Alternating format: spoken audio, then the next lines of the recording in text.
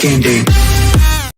Welcome in to another episode of Chiefs Focus Live. We've got a full show ready for you guys after the Chiefs win their 8th straight AFC West championship. So we're going to talk about our final thoughts on the Bengals-Chiefs game. I'm going to give you guys a crazy stat that a lot of people are going to give me crap for. And we're going to head into next week looking at playoff implications and what the game plan should be against the Chargers. My name is Quentin Morris. We got Thiz running the show in the background. And now a guy who abides by the phrase, new year, new me. It's the old man himself, JP. That's me. New year, new me. Hey, man, and hopefully, you know what? Things will just completely turn around moving forward after this Chargers game. How you doing, man? Good. A little tired, but I'm happy to be here. Talk a little Chiefs. Good week in terms of football to talk about. Beating the Bengals. Great week. Yeah, that was a great week. And I got to tell you, it felt good, not just because we beat them, but the fact that everybody came together. I put a video, the Chiefs put a video out, and I had to retag it because Willie Gay, he's a motivator, dude. And he's done it for the last 2 years. He's motivated this team at the end of the game. And when he does that kind of shit, the defense just turns on. And he asked them to play a certain song, and when they did, Pacheco, that dude never runs out of energy. He's dancing down the sidelines. They're all happy. That's what you need. You need those guys to feel good about themselves. And that's what I think happened in the second half of that game. Yeah. You pull MVS out, you put the right guys in, somebody that's not going to drop every single pass that's thrown to him, whether it's on purpose or not, I don't know yet. But that's good. It was great. It was great to see. And look, people can say, oh, we were playing a backup quarterback. Well, that backup quarterback actually has better stats than Joe Burrow did in the first 8 games he played. So I should say Burrow played. And I know Burrow was injured for a couple of weeks, but he still played like crap after that, to be honest with you. He wasn't doing good. His numbers weren't fantastic. So I don't think it would have made any difference if he was out there or not. I really don't. It may have been worse. Who knows? Yeah, all I know is it was a good win. Like I talked about, I think the Bengals have mismanaged their quarterback situation the entire year. Yeah. But in terms of what Kansas City did, I think they went out there and they did something we haven't seen pretty much all year. They threw the ball down the field. They were able to, make big plays on a pass defense that I know isn't very good, but Kansas City hadn't proved that they were able to do what they were able to do, right? You had 2 deep passes to Rashee Rice, and you had one to Watson. The one with Watson was a 41-yard pass that as soon as he caught it, he went to the ground. So his wasn't like a big play after the catch. It was a 41-yard pass down the field. Correct. Kansas City hadn't been able to do that consistently or really at all this year, and to see them do that is big. Yeah. In fact, there was only, prior to that game, I believe there was only 4, I think it was 4, if I'm not mistaken, 25-yard plus passes during the season, which what they consider a deep pass, or a long ball. And they prove that they can do it. It's just who you have on the field. That makes a huge difference. I've been saying this all fucking year, man, and people just can't get it through their head. One guy can fuck the entire thing up. It started off as it was really Sky Moore. He was making mistakes, running the wrong routes, doing the wrong thing, no accountability. And then all of a sudden, when MVS got a little bit of flack, he started doing it, but he got worse. He got way worse. To the point where a 4-yard pass he couldn't catch. Balls that were perfectly thrown. And when they pulled him out of that game, you seen what happened. It was a totally different vibe. Guys going downfield, making perfect catches, doing the things that they should be doing. To me, it showed a lot. And I've been saying it a little bit that this is kind of what it was leading up to. But Veach is the guy that plays the players he pays. So that's why MVS was out there as much as he was. It wasn't the fact that, we want to give him a second, third, fourth, fifth, 10th chance.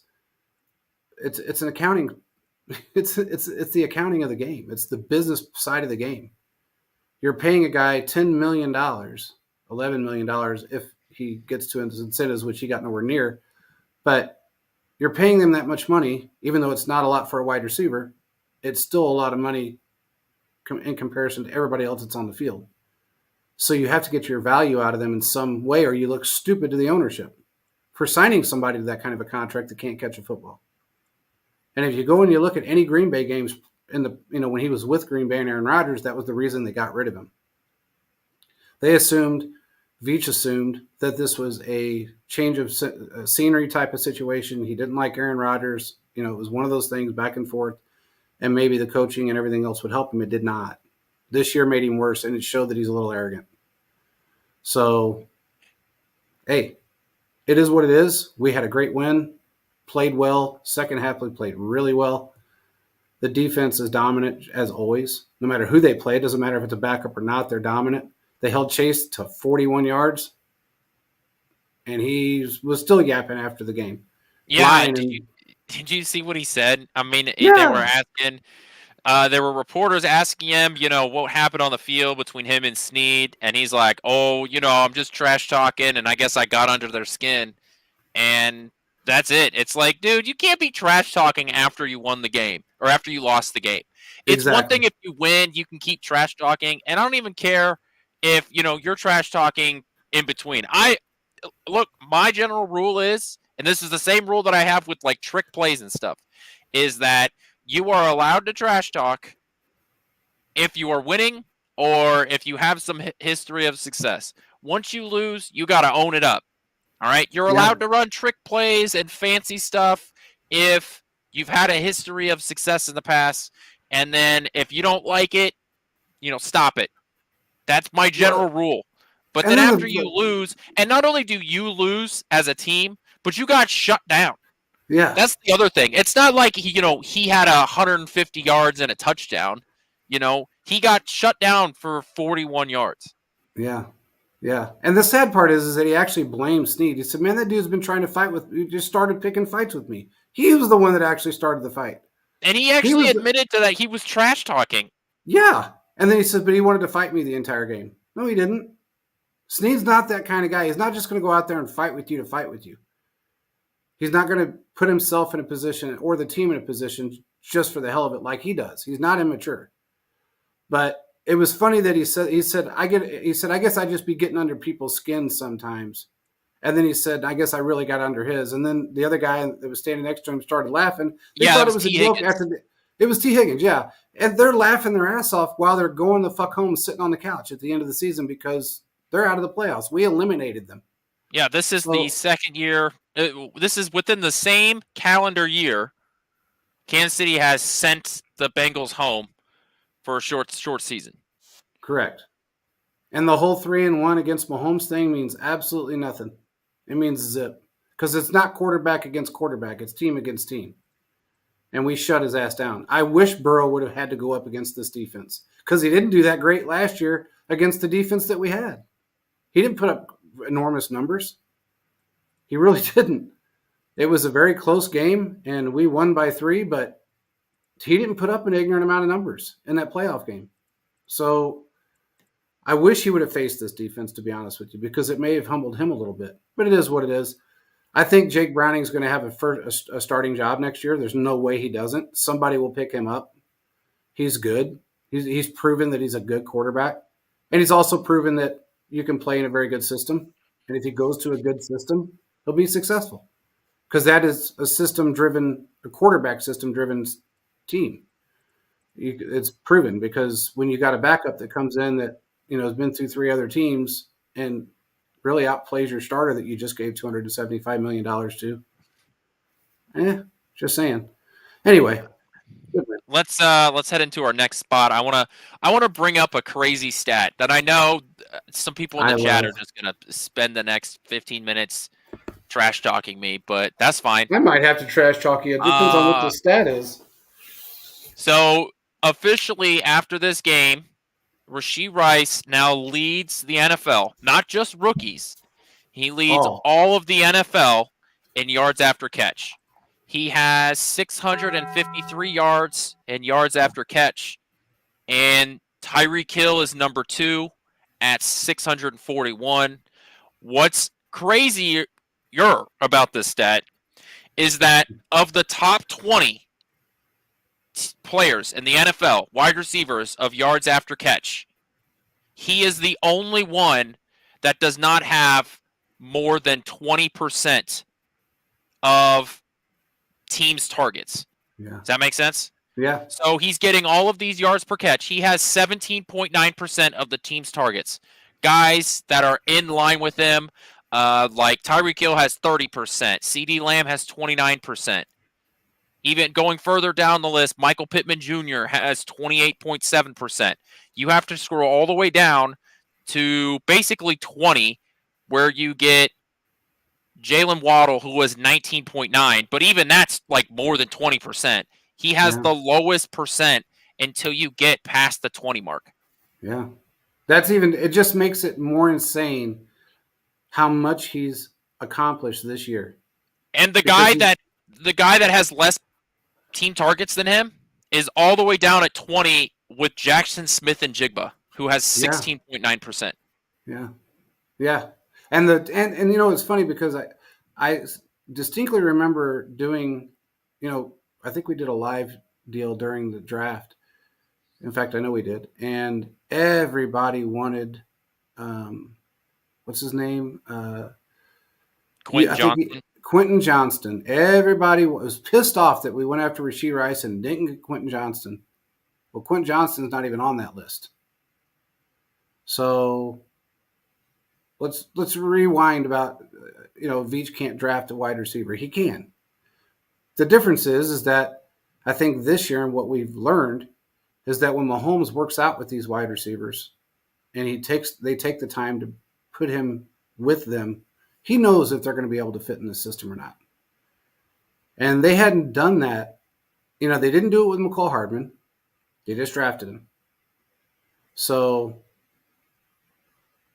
to me, I would be having Mahomes check out every prospect in the draft that you'd want to consider bringing into the system in a wide receiver role. Because the one thing Veach did was he put his trust in Mahomes that Rice would be a good wide receiver. And it worked out for him. Yeah. Here is to just add on to Rashee Rice. Of the top 20 of the yards after catch receivers in the NFL, he has the lowest yards before catch. Yeah. So he's not catching these balls when he's wide open running slant routes. And we've seen this, right? He's getting the ball in screens or, you know, basically right at the line of scrimmage. He's catching the ball, averaging yards before catch per reception is 3.6 yards.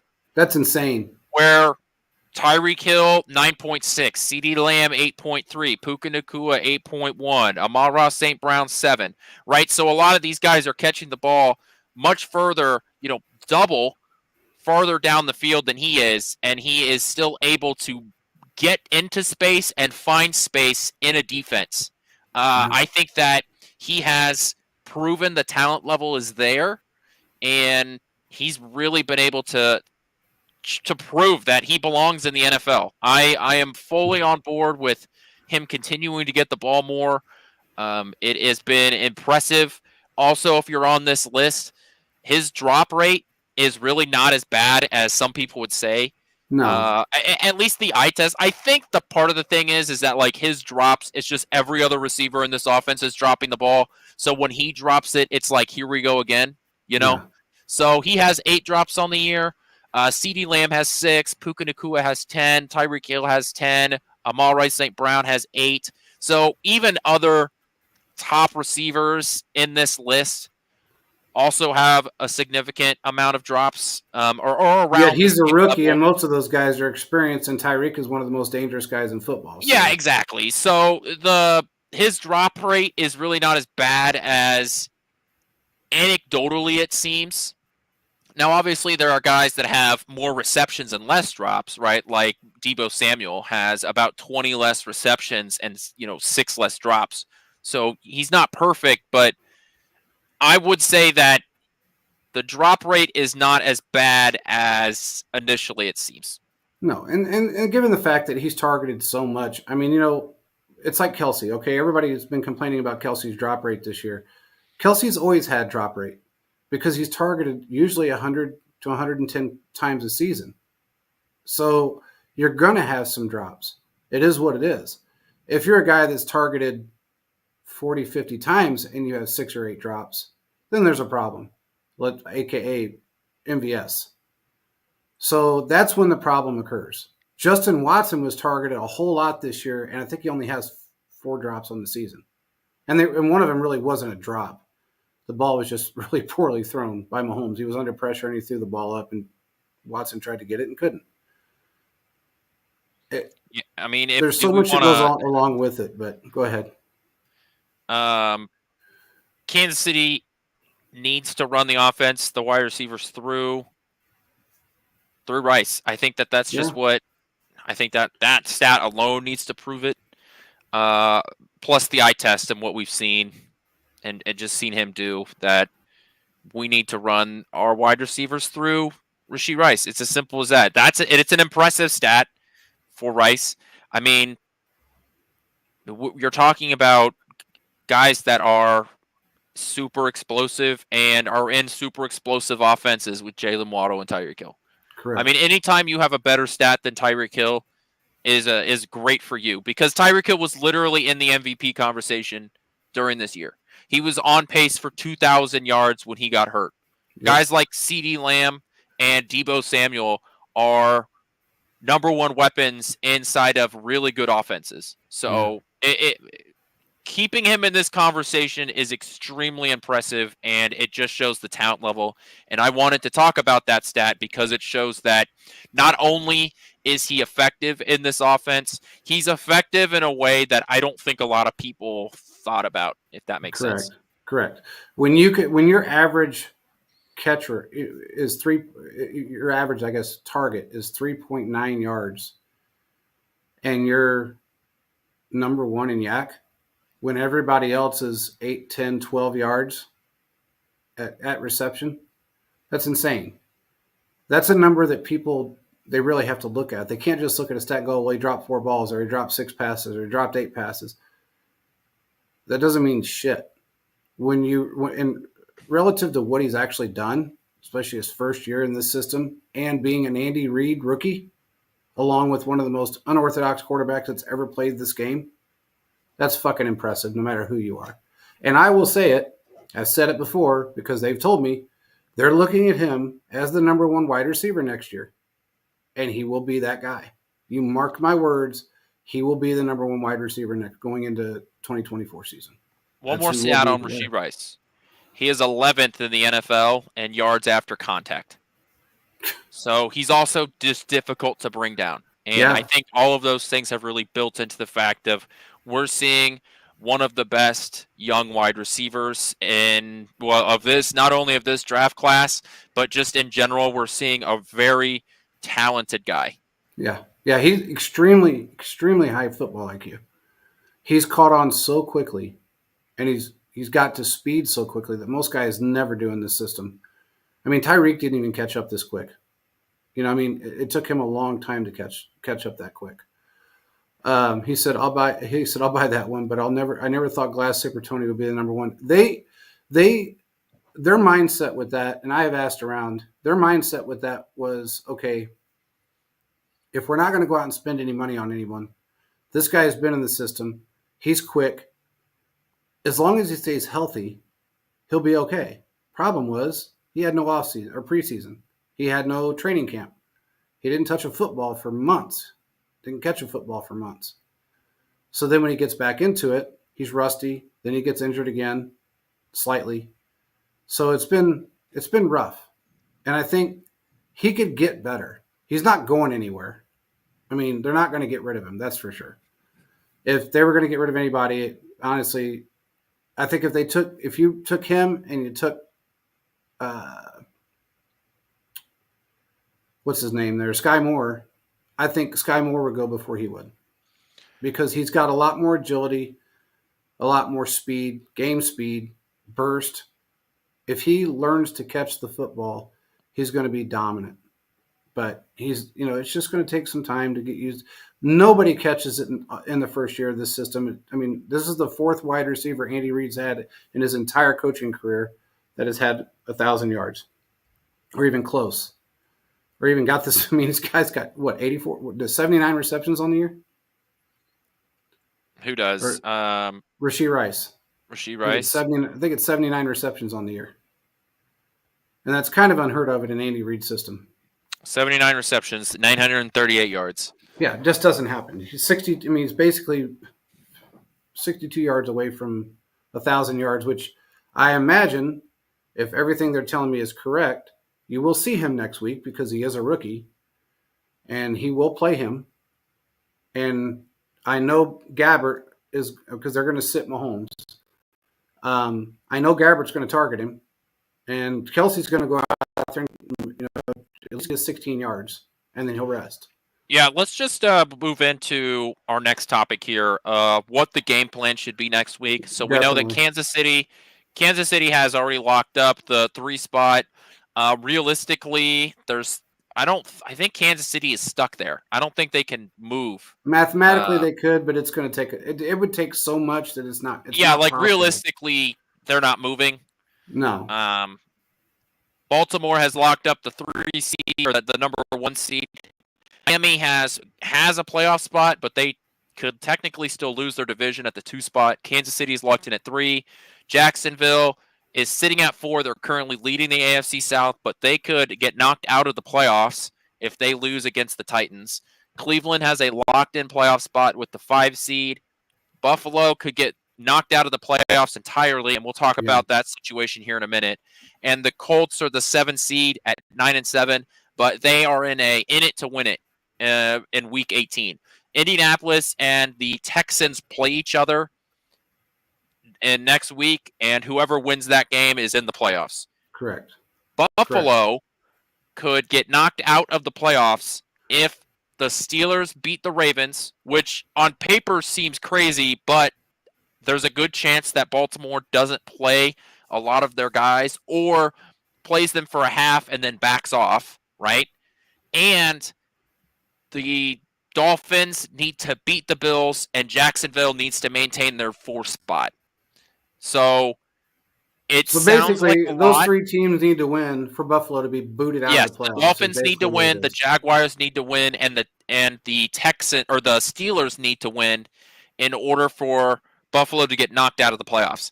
It sounds unreasonable, but when you think about it, there is a real possibility that Buffalo doesn't make the playoffs. Absolutely. I mean, there's no way they're going to start their starters in Week 18 with the Ravens. Not going to happen. They're locked in at the 1 seed. They need the rest. They've been playing hard all year. They may have them in for a couple of series, but they're not going to play their starters. Now, they may play some of their rookie starters if they have any, but I think Zay Flowers is a rookie. Am I right? Yeah. Yeah. But I don't see this happening. I can actually see Pittsburgh beating them because they're going to have all of their backups in. It'll be, I think so. I think Pittsburgh, plus it's a divisional game, and we know what Pittsburgh does in divisional games. Yeah. I know that they're not a very good football team, but they're still 9-7, and they keep finding ways to win. I'm pretty sure Pittsburgh beat the Ravens earlier in the year too, so it's not impossible. Baltimore, if they're not really motivated to play, which you're not playing for anything, the Steelers need to win to be in. So this is a real possibility that could happen. The Jaguars are facing the Titans, who cannot run the ball anymore and have a bad defense and have the Mayo boy playing quarterback. So I know Jacksonville is beat up with injuries, but I still think they're a better football team. And I do expect the Jaguars to win this game, and they have to win to be in the playoffs. And then the Dolphins, it's a divisional game. I know the Dolphins are beat up. They just lost Bradley Chubb to a season-ending injury, and it'll be a tough matchup. It is important to remember that it's down in Miami, so they're not on the road, and Miami is a lot like the Cowboys, where they're a different team at home. They are more explosive at home. So This is a real chance for Buffalo to get knocked out of the playoffs. And out of those 6 teams, Buffalo and the Ravens are the teams that I worry most about. I feel very confident about any of those other teams that Kansas City has to face. Yeah, I agree with you. I would not.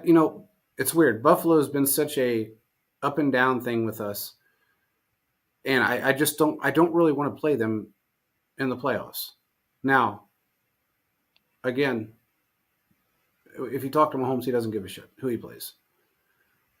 But I know it was difficult for us to lose that game this year to them, even though we didn't lose by a lot.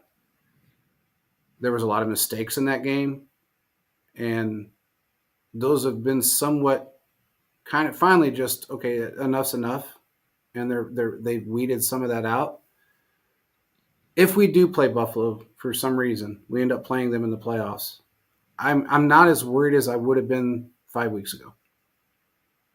Just from what I'm hearing, I'm not worried. I'm not as worried, but I still wouldn't want to play them. No, you played them. But I don't want to so play much. Cleveland, dude. I don't want to play Cleveland. Look, you know my opinion on Joe Flacco. He's a statue back there. I know that Cleveland pass rush is legit, and I don't want to see them go against our tackles right now. But Cleveland can't run the football because they've got Kareem Hunt back there and Ford, but they're struggling to run the ball. They're sort of dangerous in the pass game, but that's because Joe Flacco likes to just throw the ball up, and they haven't faced a secondary like ours. Plus, he's a statue, so any sort of pass rush you can get after him.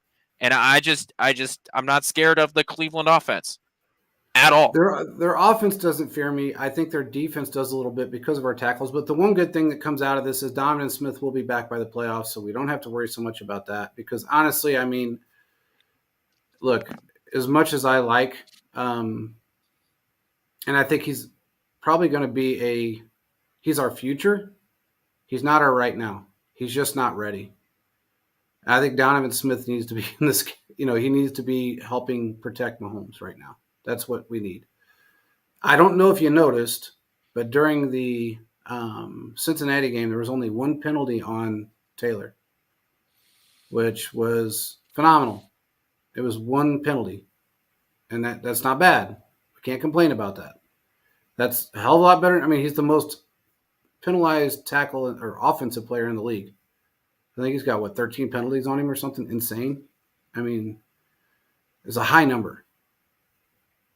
But in that Cincinnati game, he was better. He played better. He didn't have the offside so much. He didn't have this. I think he had one holding penalty, and that was it. But they also got Creed Humphrey for a holding penalty again, which is just fucking stupid. Yeah, this whole offensive line, which was supposed to be a strength of the offense, has really hindered them. And I think it's partially because the rest of the offense hasn't really picked it up in terms of the wide receivers. So then when you have mistakes by the other part of the offense, your mistakes then get accelerated and they sort of snowball on each other. So when Creed gets called on a holding penalty, and now you're in 2nd and 20 because your wide receiver dropped an open pass on 1st and 10. Yeah. Now you have a holding penalty. Now you're at 2nd and 20, and it just snowballs up. So I think that this bad year from the offensive line has just snowballed because of all of the other mistakes being made by the offense. Well, and here's a craziest thing, though. Look at the sack numbers on Mahomes from week 1 through really 10 for us. It was basically a sack a game when you break it down. The pressure rate was really low. It was when Donovan Smith went out and Wanye Morris came in. He had that one game that we played really well in, and then after that, he started to go downhill. Then, the penalties hurt us a lot with Juwan Taylor. It did. He's not a bad tackle. He just has a really hard time lining up correctly. I can't put all the blame on him, though, because he played his entire career that way, and you can't expect him to be great after he has to line up completely differently than he has his entire career. That's not something you can just change overnight. It takes time to get your body acclimated to playing a certain way. And I think that's just part of his problem, but he's definitely going to get restructured this year. So that's just something that's going to happen. There's no way that Veach will keep him on that same contract. Won't happen. The numbers the numbers don't make sense. The money doesn't make sense, and we need the money anyway. So, but you know what? I think if one weak link, man, we talked about this so much. One weak link can break the chain. We had that problem with OBJ. Now we're having it. Not even you take the penalties out of it with Taylor, you wouldn't have that problem as much because he's a pretty damn good tackle. But you have it with Wanya Morris, and he's that weak link right now. He's really that weak link because every sack Mahomes or pressure has come from his side, and he's making Joe Tooney look bad because it's kind of like they go hand in hand. So you have to look at it from that perspective. Like, okay, wait a minute. Maybe we got to realize that this is how this is actually playing out. But you're right. It takes everybody to be in sync. And if one guy's out, it throws the rest of the whole damn ship off. So, it's crazy, but it's just how it is. We preached on this show, Quentin, or I know I have for years.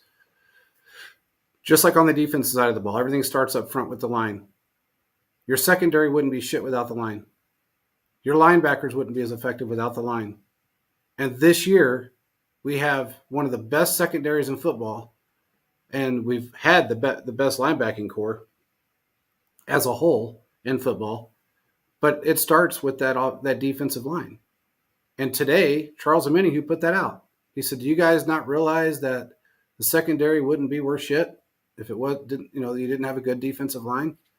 Yeah, Absolutely I think true. I mean, it's kind of football 101. So. It's to me, it's sort of a chicken and the egg thing. Has the defensive line made the backfield secondary look better, or because how good the secondary is, has it made the defensive line look better? I think it's a little combination of both. I think you can make an argument either way. I think Yeah. both levels are so good that they complement each other so well. Absolutely. I think honestly, I would say that this defensive line has looked so good because the secondary has been playing so well. If I had to choose one, I would probably choose that one. Well, here's the thing though.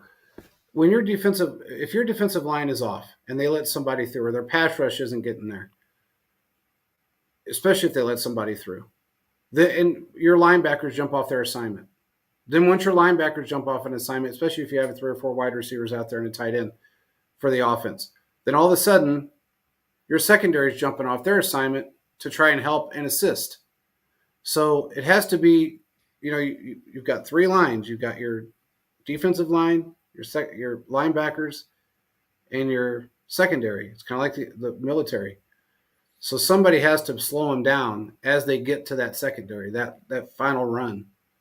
And I think that's what he's getting at, and that's what I've always gotten at. It does help when you have a defensive line that is stout and plays very well. And we do. We have a good defensive line. They have great pass rush. There's no doubt about it. I think they complement each other, like you said, so well that it's hard to pick. But I think just pushing back on it a little bit, it starts up front. Yeah, absolutely. If we had the defensive line where remember, I don't know if everybody remembers, it went from sack nation to pressure nation because we weren't getting any sacks. Seemed like we were getting a lot of pressure, but no sacks. Our secondary looked like shit. Now, do we have the best cornerback duo in football? Absolutely. Absolutely we do.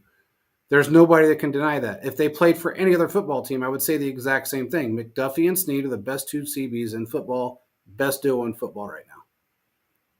That helps a whole lot because they're both phenomenal. I mean, they both shut down every big-time wide receiver that they've went up against. Every elite wide receiver that's in the football we've played this year pretty much, and we've shut them down. Yeah, we have played every number, like every big wide receiver in football. Absolutely. I have a sort of a question for you, but just let me get through this little rant first. Go ahead, ran away. Travis Kelce has not been very good this year, and especially in terms of his standard. So going back to 2019, one of the things that Travis Kelce does so well is like yards after contact, right? In 2019, he was averaging 1.6. In 2020, he was averaging 2.5. 2021, he was up to 2.7. 2022, he dropped a little bit to 1.8. This year in 2023, we're basically through a full season. He is at 0.9. So his yards after contact has basically, in terms of his best years, has been a third, but in terms of last year, has basically been cut in half. Mhm. I think Travis Kelce is still beat up and still injured. He is. Do you play him next week, or do you just sit him out and hope that he gets healthy for the playoffs? I Because think what I you do. I think that I know he needs the 16 yards, so maybe you feed the ball to him on the first drive. If he gets it, great. If he doesn't, bench him. Like Yeah, that's it. The one yeah. drive. Here, I think what they'll do is they're going to scheme something up because they know the Chargers very well, and he always has a good game against the Chargers. It just is what it is. They're going to scheme something up early for him that he can catch the ball. He may get it in one play, and then once he gets it, it's done. If he doesn't get it after the first 2 or 3 plays or That's it. series, that's it. Just take him out because he needs the rest for the He playoffs. He's really been does. injured since what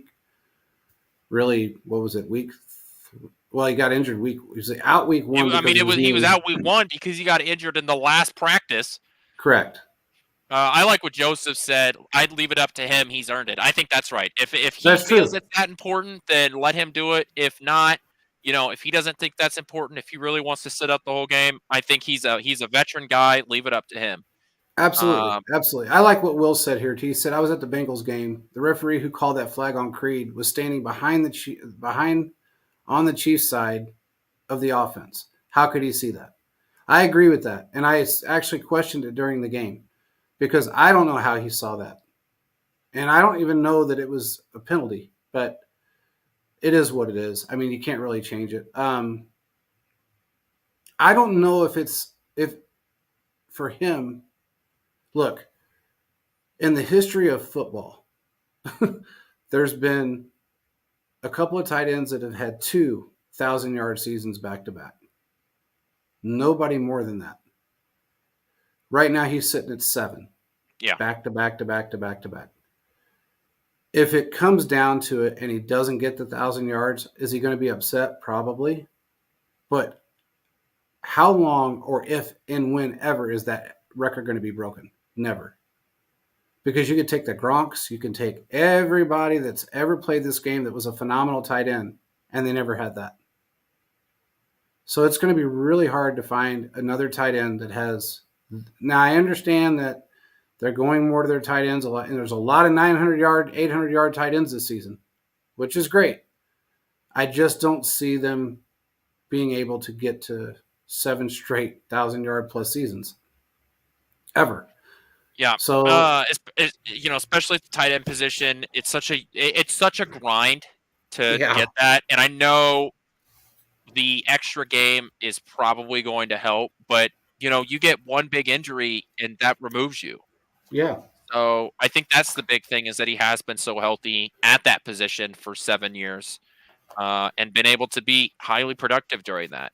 Well, So my next he's been healthy since his first season. Since his rookie season, yeah, he's had 10 surgeries, but they were minimal surgeries yeah, that didn't keep him out of after anything. because he had shin splints coming into the NFL. So after that first year, when he got fully healthy, he's been a productive part of this team, and that Absolutely. goes back to Alex Smith years when he was here, and now during the Patrick Mahomes era.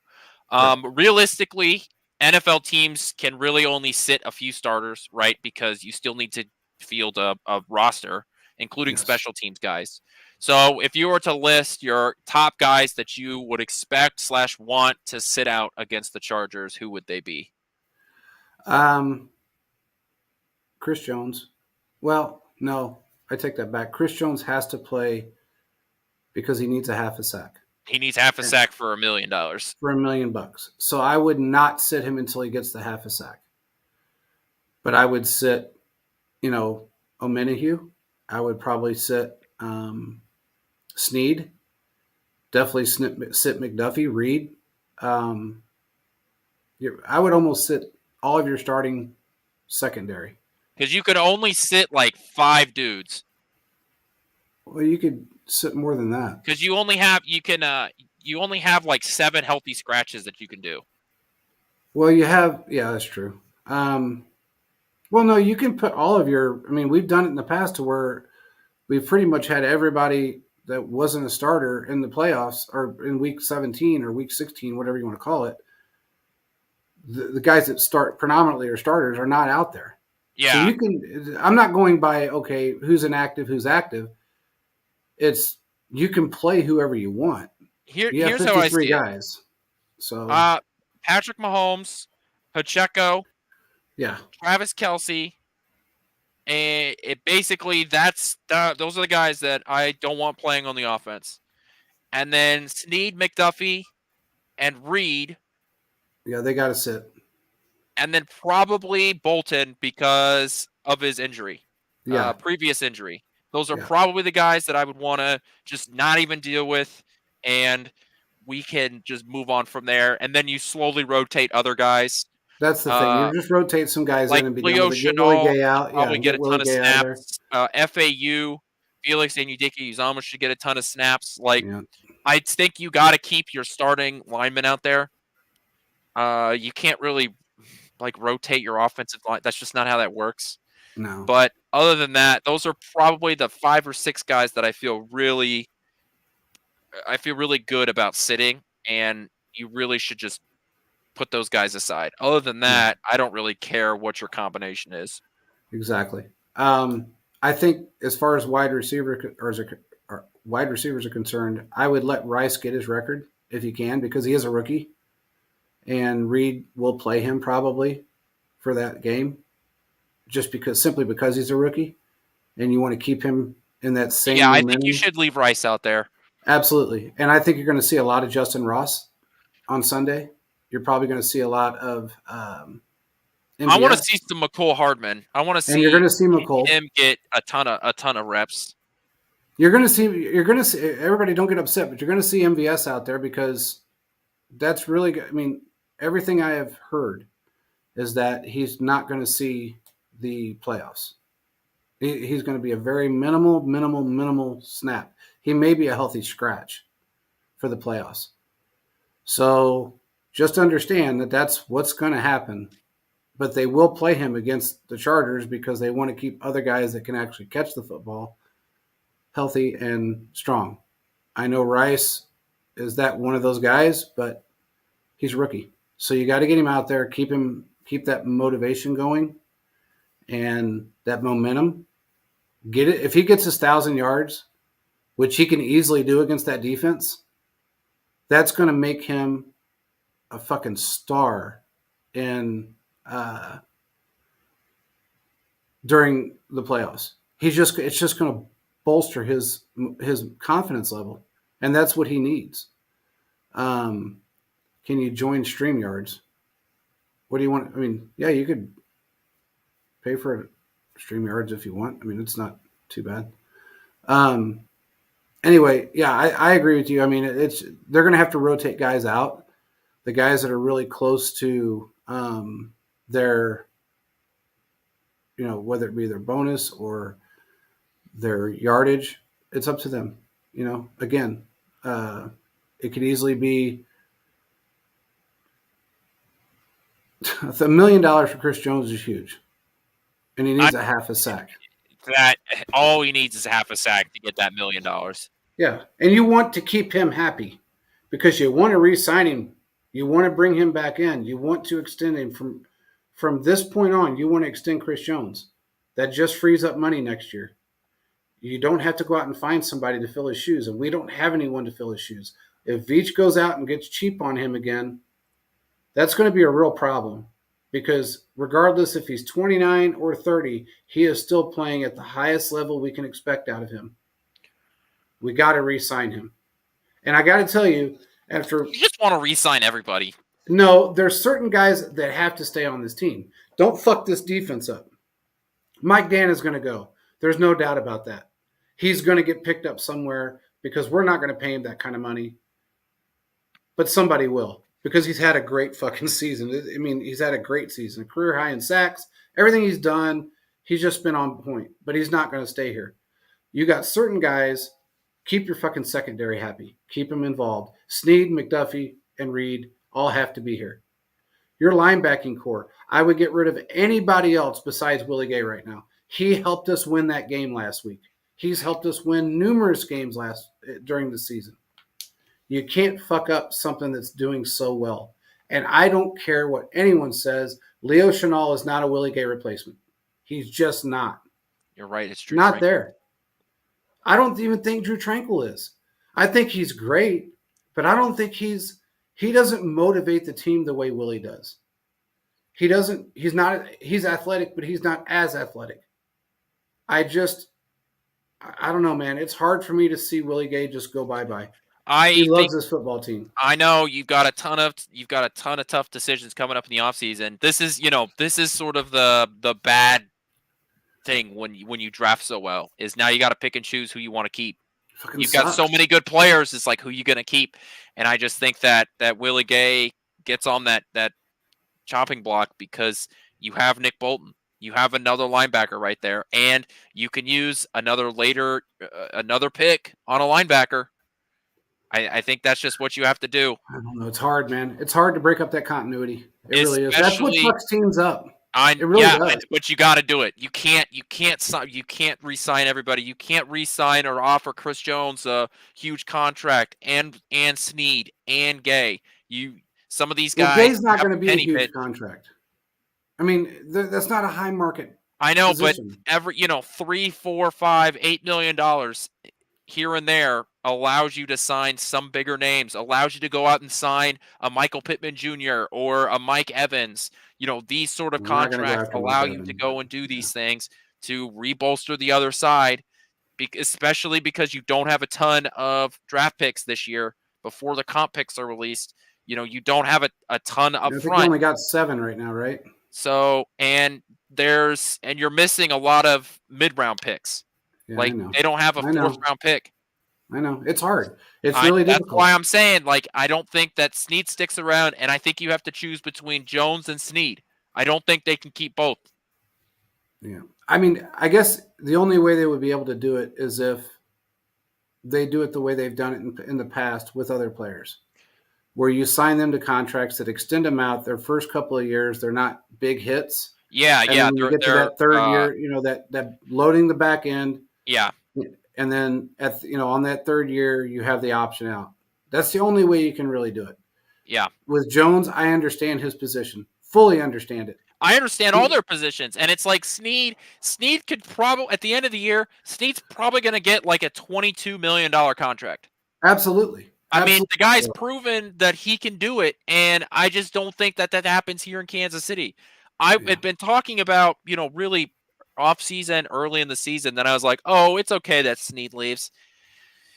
He made it really tough. He's making it real tough for me to stick by that. I've been saying this shit since the off-season. It's going to be really hard with him.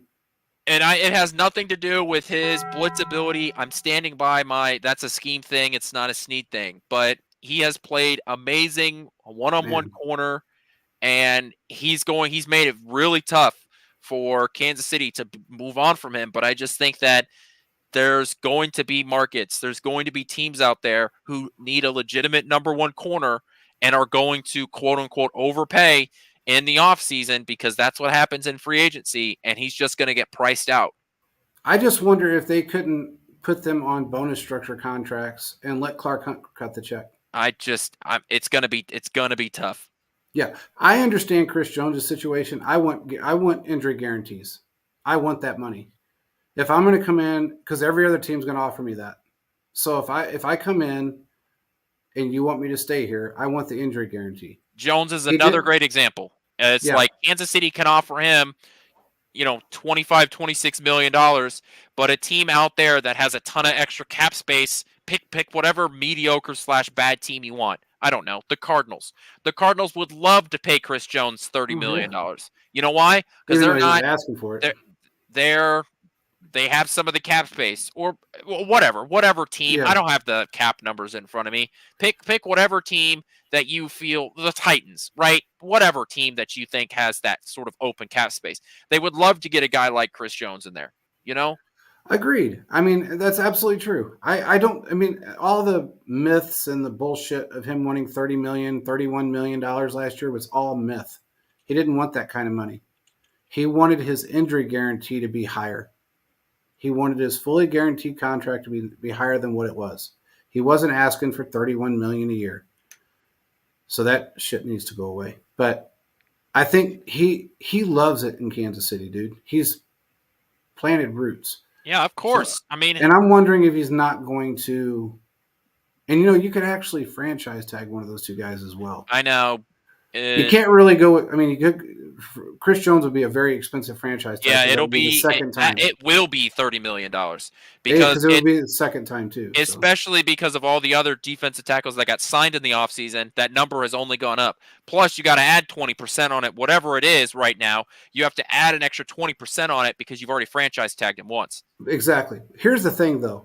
With Chris Jones, if you look at all the signings that were in the offseason, some of the top paid guys in the league take what's his name in San Francisco out of it. What's his name? I can't think of his name. It's not DeForest Buckner. No. God dang it, man. Why can't I think of? He's played Aaron Donald. I'm not San Francisco, the Rams. Oh, yeah. Take him out of it completely because he's $31.7 million a year. Stupid signing, dumb fucking money. You should have never done it. That's why you're in the position you're in. But everybody else is around that 23 to 26. Yeah, he's like 23 to 25 million dollar mark. The Jets defensive tackle got paid that.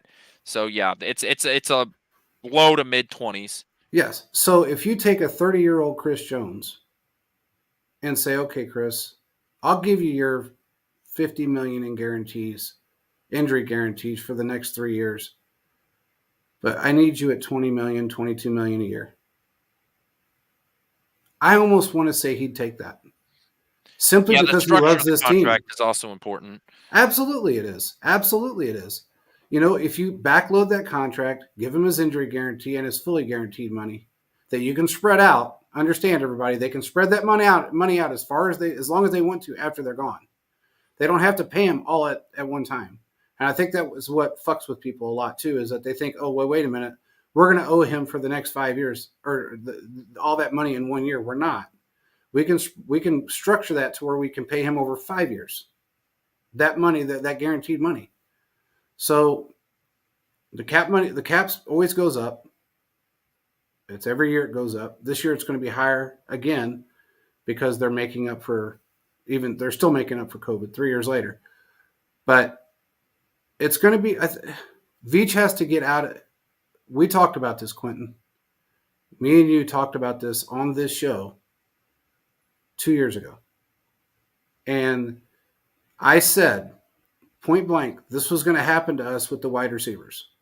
I knew this was going to happen. It was going to come to a boiling point when you keep rotating wide receivers in and out.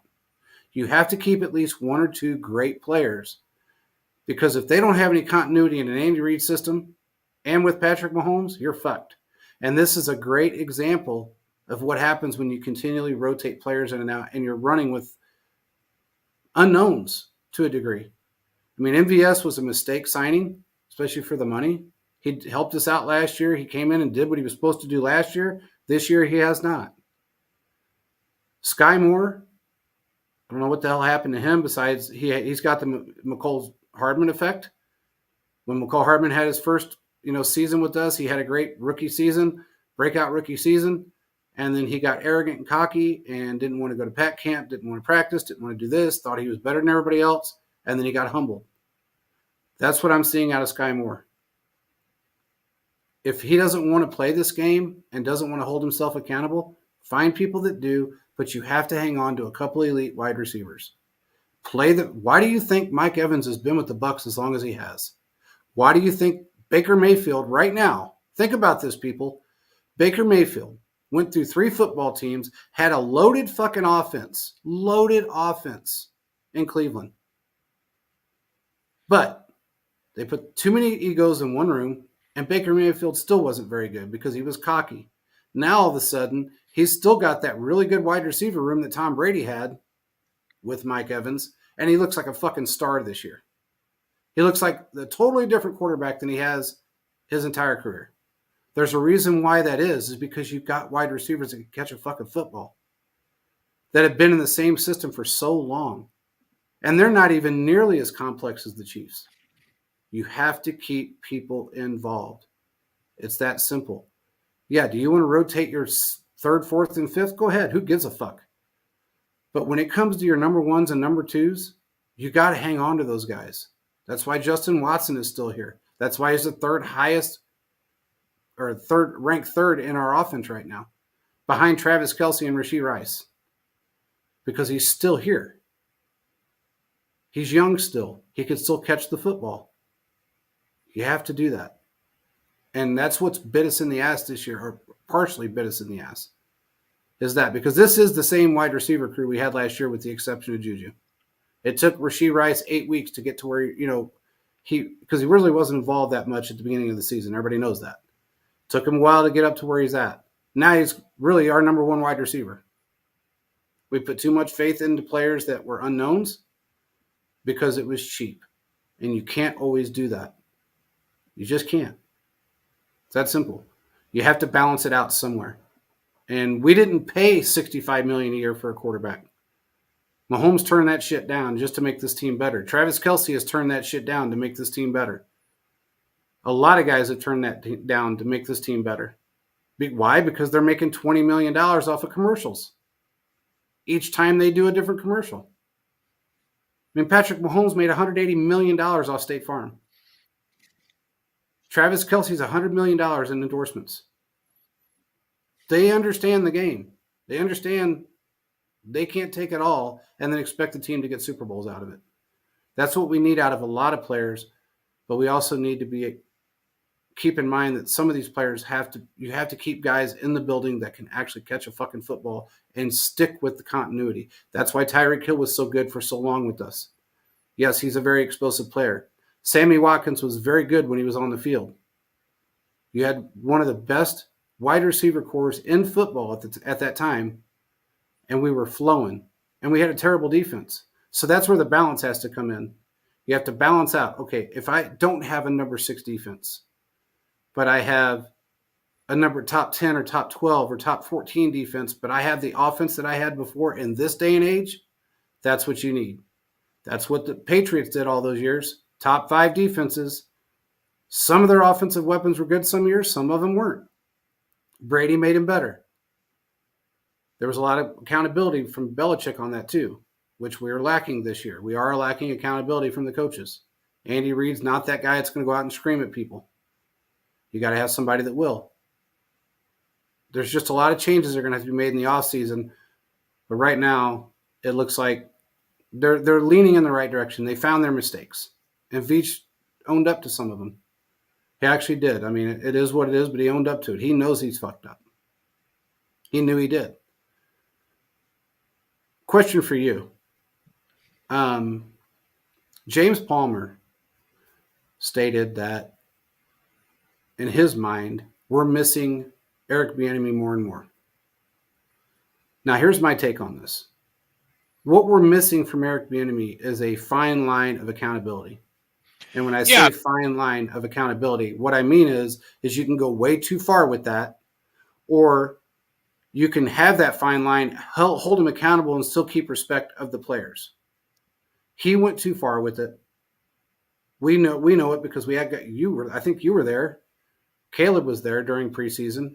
After his manager camp that he had to go to, he's out there cussing guys out. First camp day, he's cussing people out left and right. When he went to Washington, a lot of those guys did not want to play for him because of the way he was.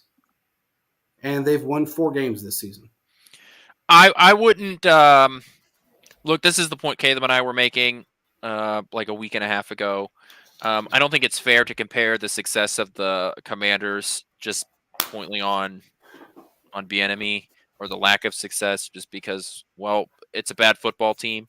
I do think that, the offense has seen some highlights, some highs, and I do think that Kansas City, of course, is missing Bieniemy in some sense because when you lose an offensive coordinator, a successful offensive coordinator, any team's going to to have some drawbacks there. Look at the Eagles, right? They've gone through brain drain on their offense and defensive side. Like, this is just what happens. Obviously, I think that, they can recover from it, but the point of accountability, I think, is true. I think it's there, and I think it's real. It is. He was some people need to, be helped and to be walked through things in order to get stuff done. Some people need to Be be kicked in the ass. kicked in the ass, and we don't have a guy that's kicking anybody in the ass on the offensive side. So No. I think, of course, we're missing that. That's the part we are missing. And as far as, and I don't want to say this, I mean, I'm not going to say that Washington they've got a great offensive side of the football. I think people forget who they actually have on the offense of that football team. It's not like they got a bunch of weak ass wide receivers and running backs or a weak offensive line for that matter. And I mean, Sam Howell was actually beating Mahomes through I think it was week 10 in yards. He was second in yards. So it's not like they have a terrible offense, and Bieniemy has 100% of all the play calling abilities. That's his job. His job is to call every single play of the offense, draw them up and call them and make sure that they execute correctly. They've still won 4 football games.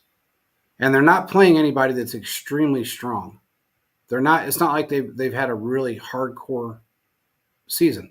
It's the fucking NFC. It's not like you're playing anybody that's ridiculously good. Have they stepped up a little bit this year in the NFC? A few teams have. The Bucks have. There's a couple of teams that are better. But it's not like he went in with a bunch of scrubs and first-year players, because he didn't.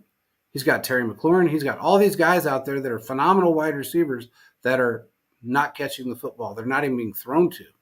And they're still losing when it makes you shouldn't be up 14 points with 6 minutes in the fourth quarter and lose by 10. That should not happen. Your offense should be able to score. And we're a great example of that. This year, we're a great example of that. That shouldn't happen. I agree that Nagy has not done his job this year. I agree to the extent that he's not holding anybody accountable. I also don't like some of his play calls. He's reverted backwards. It's weird that he took Mitchell Trubisky and he let him fly and let him do whatever, but he's holding Mahomes back a little bit. And that's frustrating. It's also frustrating that they decided to take a second-year defensive assistant coach and make him the wide receivers coach with a bunch of rookies. That's pretty frustrating. That, to me, screams being cheap. That's what that does to me. So, and his resume is basically, I was a wide receiver at Blue Valley High School, and my dad was in the NFL as a coach. It doesn't mean shit. There's a lot of guys' dads out there that were in the NFL, and you still suck. So, I don't know if that was a good idea either. I think there's going to be a lot of changes.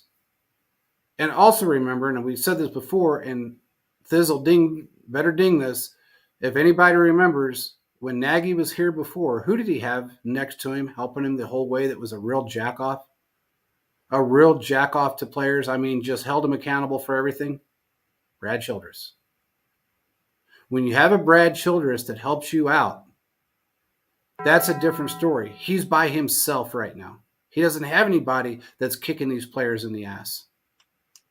And I think that's a huge problem because Nagy is a lot like Andy. Good guy, good guy.